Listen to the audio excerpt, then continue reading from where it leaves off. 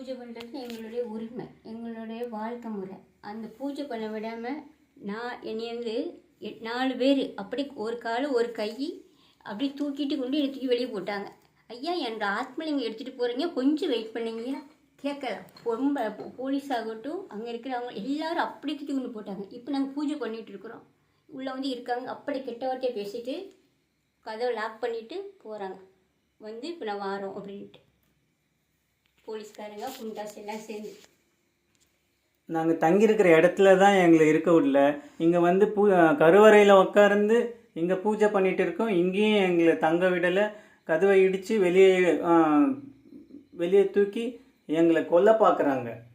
எங்களை துன்புறுத்துறாங்க, அடிக்க பார்க்குறாங்க. நாங்கள் எங்கள் உயிரை விட்டாலையும் விடுவேன் தவிர இந்த பூஜை பண்ணுறதை நிறுத்த மாட்டோம். எங்கள் உயிரை விட்டுடுறோம். பட் நாங்கள் வந்து இதை விட்டு வெளியேற மாட்டோம்.